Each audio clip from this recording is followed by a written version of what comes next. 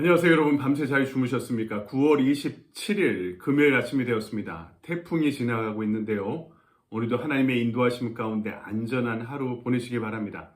그리고 내일은 6시 30분 둘루스 오피스에서 오프라인으로 새벽 기도회를 함께 모이고요. 내일은 한 달에 한 번씩 진행하는 애틀란타의 노숙자들을 섬기는 커뮤니티 서비스에 함께 참여할 예정입니다. 여러분 함께 참여해 주시기를 바랍니다. 오늘 우리에게 주신 말씀은 히브리서 9장입니다. 11절로부터 14절까지의 말씀 제가 봉독해 올립니다.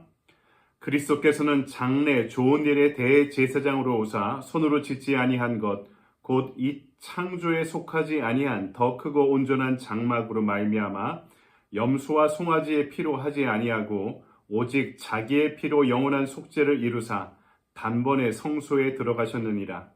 염소와 황소의 피와 및 암송아지의 죄를 부정한 자에게 뿌려 그 육체를 정결하게 하여 거룩하게 하거든 하물며 영원하신 성령으로 말미암아 흠없는 자기를 하나님께 드린 그리스도의 피가 어찌 너희 양심을 죽은 행실에서 깨끗하게 하고 살아계신 하나님을 섬기게 하지 못하겠느냐. 아멘. 주님의 말씀입니다. 주님께 감사드립니다. 이 아침에 우리에게 주신 말씀 가지고 히브리서의 심장이라는 제목으로 말씀을 증거하도록 하겠습니다. 예전 선현들이 도락이라고 불렀죠. 공부하는 기쁨과 즐거움을 이렇게 표현했는데요. 저는 요새 이 히브리서의 말씀을 아침마다 묵상하고 또 공부하고 또 주석하고 적용하면서 참 성경을 읽는 즐거움이 무엇인가, 도락이 무엇인가를 깊이 경험하고 있습니다. 이 말씀의 의미가 날마다 저에게 깊은 울림을 주고 있는 것이 사실입니다. 그 중에서도 오늘 우리가 읽은 이 9장의 말씀, 그 중에서 11절로부터 14절의 말씀을 주석가들은 히브리서의 심장이다 이렇게 부르고 있습니다. 히브리서 전체에서도 가장 중요한 이 중간 부분에 위치하고 있기도 하지만 그 주제와 의미가 핵심적인 히브리서의 말씀을 담고 있기 때문입니다. 이 말씀의 의미를 먼저 살펴보면 먼저 오늘 말씀은 그리스도께서 우리에게 오셨다라는 것을 선언하고 있죠. 11절을 볼까요? 그리스도께서는 장래 좋은 일의 대제사장으로 오사 손으로 짓지 아니한 것 곧 이 창조에 속하지 아니한 더 크고 온전한 장막으로 말미암아 이렇게 말씀하고 있죠. 히브리서 전체에서요. 헬라어 첫 단어가 그리스도로 시작하는 이 문장은 이 구절밖에 없습니다. 그동안 이스라엘이 기다리고 기다려왔던 그리스도가 드디어 이 땅에 오셨다라고 말씀하고 있죠. 앞에 10절이 개혁할 때까지 맡겨둔 것이니라 이렇게 말씀하고 있습니다. 이 참된 개혁의 때가 찾아온 것이죠. 그것은 그리스도가 이 땅에 오셔서 십자가 부활을 경험하고 또 대제사장으로 하늘에 들어가신 그 날을 가리킵니다. 특이하게도 복음서와 바울은요. 그리스도의 성육신을 강조하든가 그분의 이 땅의 생애를 강조하든가 말씀을 강조하든가 바울과 같은 경우는 십자가의 의미를 우리에게 설명하고 있는 데 비해서 히브리서의 말씀은 그 모든 것들을 마치고 부활 승천하셔서 천상에 올라가신 대제사장으로서의 그리스도의 능력과 사역을 강조하고 있습니다. 아들은 이 땅에서 아버지의 뜻에 순종하여 십자가에 죽으셨죠. 그리고 부활하신 후에 제자들에게 성령을 약속하신 이후에 승천하시게 됩니다. 그러므로서 천국에 복귀하게 되셨죠. 하늘의 모든 천사와 천군들이 그분의 복귀를 기다리고 있었습니다. 이 날이 얼마나 귀한 날이겠습니까? 마치 시편 24편의 노래가 천상의 찬양대를 통해 지금 우리에게 들리는 것 같습니다. 문들아 너희 머리를 들지어다. 영원한 문들아 들릴지어다. 영광의 왕이 들어가시리로다. 영광의 왕이 누구시냐? 강하고 능한 여호와시요 전쟁에 능한 여호와시로다. 아멘. 아들이 하늘에 올라가 제일 먼저 무엇을 하셨겠습니까? 아버지께로 들어가셔서 이 땅에 있는 장막과 성소보다 온전한 하늘 성소에 자신의 피를 뿌리시는 제사를 드리십니다. 대제사장이 1년마다 지성소에 피를 뿌려 제사를 드리는 것이 1년마다 계속해서 반복됐다면 그분의 천상의 제사는 이 피로 말미암아 영원한 효력을 지니게 되었던 것입니다. 구약의 옛 언약에도요. 하나님을 섬기는 예법이 있었고 성소가 있었고 제사가 있었습니다. 하지만 하나님께 직접 나아가는 길이 막혀 있었죠. 왜냐하면 성소와 지성소 사이에 휘장으로 막혀 있고 그 길이 막혀 있고 대제사장들마저 1년에 단 한 번만 그 지성소 안으로 들어갈 수 있었기 때문입니다. 하지만 그분의 죽으심으로 말미암아 어떻게 됩니까? 그것을 가리고 있는 휘장이 찢겨지게 되고 갈라지게 되었습니다. 이제 우리 모두가 하나님을 직접 만나 교제하고 경배하고 예배드릴 수 있게 되었던 것입니다. 할렐루야. 우리가 이 아침에 말씀을 묵상하며 주님을 만나고 교제할 수 있는 것도 마찬가지입니다.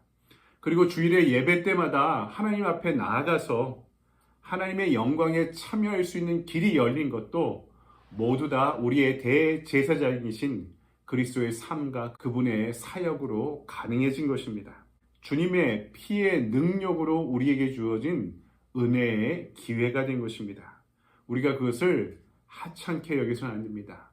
여기에 우리의 삶의 무게를 담아야 됩니다. 소중하게 여겨야 됩니다. 이 아침에 이 말씀을 묵상할 때 우리에게 찾아오신 주님을 만나고 경배하고 동행하는 이 천상의 축복을 누리는 축복의 하루가 되기를 소망합니다. 두 번째, 오늘 말씀은 영원히 그리고 단번에 이루어진 구원의 역사를 우리에게 가르쳐주고 있습니다.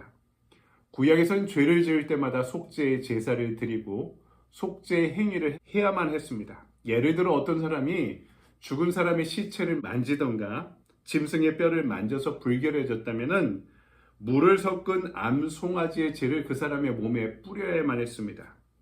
그리고 죄에 따른 제사를 언제나 매번 드려야만 했습니다. 그런데 외적 불결보다 훨씬 악한 내적인 죄를 위해서는 어떻게 해야 했을까요? 속죄일에 염소와 송아지로 속죄의 제사를 매번 드려야 했습니다. 그런데 이것을 우리에게 한번 적용해 봅시다. 여러분이 죄를 범할 때마다, 다른 사람을 욕하고 상처 줄 때마다, 다른 사람을 차별하고 경멸할 때마다, 마음의 시기심이나 어떤 갈등이 있을 때마다 여러분에게 제물을 드리고 제사를 드리라면 그것을 매번 감당할 수 있겠습니까? 그렇게 못하고 있다면 어떻게 될까요? 여러분의 마음에 찬 죄책감과 하나님과 깨어진 일상의 관계는 어떻게 회복할 수 있을까요?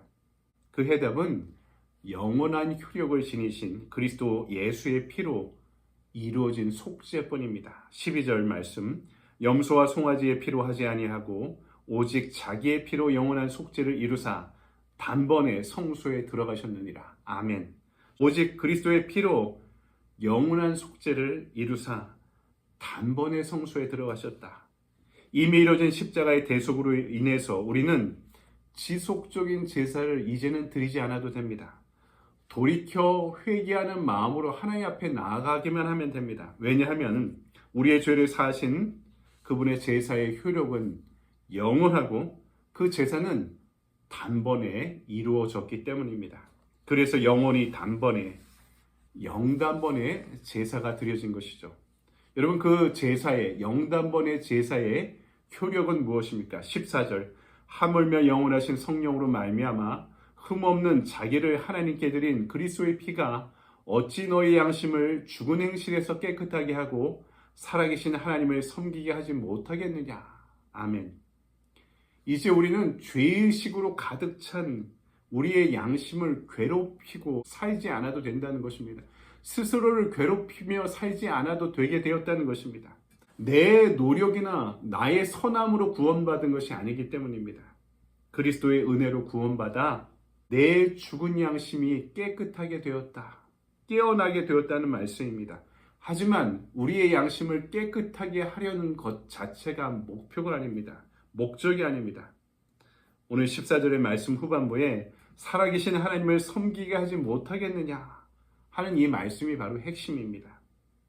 우리가 제사장이나 대제사장이 아님에도 불구하고 우리를 택하신 백성의 왕 같은 제사장으로 삼으신 하나님의 놀라운 은혜로 말미암아 우리는 하나님께 직접 제사를 드릴 수 있는, 예배를 드릴 수 있는 예배자가 되었다는 놀라운 사실을 말씀하는 거죠. 할렐루야. 여러분, 이것이 핵심입니다. 히브리서는 우리의 새 언약의 중보자로 자기 자신을 들이신 그리스도의 제사를 말씀하면서 우리에게 명령하고 있습니다. 그분으로 인해 놀랍게도 깨끗해진 우리도 참되신 하나님을 섬기며 예배하는 일에, 제사 드리는 일에 우리 자신을 드려야 한다는 것입니다.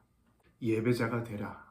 거룩한 예배자가 되라는 이 말씀의 도전 앞에 사도 바울의 응답을 소개하며 오늘 말씀을 가름하고자 합니다. 로마서 12장 1절의 말씀입니다. 여러분 잘 들어보시기 바랍니다. 그러므로 형제들아, 내가 하나님의 모든 자비하심으로 너희를 권하노니 너희 몸을 하나님이 기뻐하시는 거룩한 산 제물로 드리라. 이는 너희가 드릴 영적 예배니라. 아멘. 적용의 질문을 봅시다. 예수 그리스도의 구원의 사건으로 우리의 죄가 사해졌음을 믿습니까? 이로 인해 깨끗해진 양심으로 하나님을 섬기기 위해 오늘 나는 무엇을 실천하겠습니까? 영단번의 제사로 인해 우리가 받아들여져 구원을 받았습니다. 여러분 이것을 믿습니까? 우리가 선한 존재가 되고 선한 일을 해서 양심이 깨끗해진 것이 아니라 그분의 보혈의 피로 말미암아 그것을 의지하여 깨끗해진 우리는 이제 무엇을 실천하며 하나님을 섬기겠습니까? 묻고 있는 것입니다. 오늘의 액션 플랜입니다. 하루 한 말씀으로 묵상하고 기도하며 사적 예배를 드리기. 이 말씀 안에 거하고 순종하는 것이 저와 여러분의 사적 예배가 됨을 믿습니다. 오늘 하루 한 말씀 묵상하고 이 말씀의 은혜로 기도하면서 살아가는 저와 여러분의 하루의 시간이 하나님 앞에 드리는 사적 예배의 시간이 되기를 바랍니다. 아멘. 오늘도 이 말씀 안에 여러분 좋은 하루 보내십시오. 감사합니다.